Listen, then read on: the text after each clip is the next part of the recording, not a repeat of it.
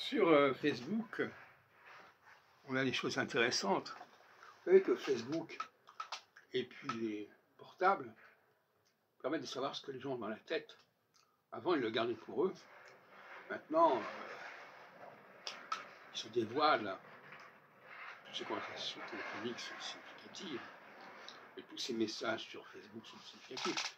Je reçois l'autre jour un message d'ami qui me dit, voilà, je suis ceci, je suis cela, je ne me sens pas vieillir, je suis toujours jeune. De toute façon, on doit faire un constat de son état personnel. Au lieu de parler du monde, elle nous parle de son petit monde, de son petit moi. Intéressant. Et puis alors, il y a aussi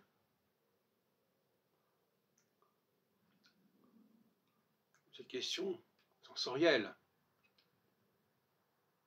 qui n'a pas été bien comprise jusqu'à présent, qui est liée aux techniques freudiennes. Le moi et le ça se formule, se manifeste à travers les sens, la réaction au sens. J'en ai déjà parlé 100 fois. Mais je vois aujourd'hui que les gens ne comprennent pas qu'il y a la paille à la poutre. Quelqu'un qui reproche à une personne de ne pas sentir bon ou de gêner, elle n'a pas conscience que cette personne supporte beaucoup de choses de son côté, dans les propos plus ou moins débiles et délirants qu'il doit entendre. Il faudrait que chacun ait conscience des nuisances qu'il détermine, et qu'il relativise sa réaction aux nuisances de l'autre, d'autrui. Parce que c'est ça, en fait. Aimer autrui, c'est accepter ses nuisances. Pour que lui accepte nos nuisances. Ça n'a pas été sinon dit.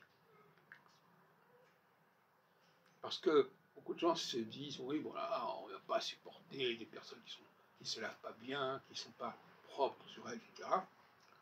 Mais qui ne comprennent pas que ces personnes-là doivent supporter toutes les conversations téléphoniques plus ou moins débiles dans les transports en commun, doivent supporter dans les réunions des propos qui n'ont pas beaucoup de signification, et qui sont très égocentrés. Il faudrait quand même que les gens aient conscience de cette espèce de consensus, de respect mutuel de l'autre, dans justement l'irrespect. Je vais accepter que l'autre ne me respecte pas sur mes valeurs,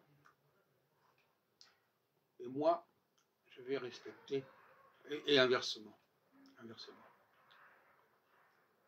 L'autre ne respecte pas mes valeurs, et moi, je n'ai pas respecté les siennes. Mais il y a un consensus qui fait qu'on va quand même accepter, se supporter mutuellement.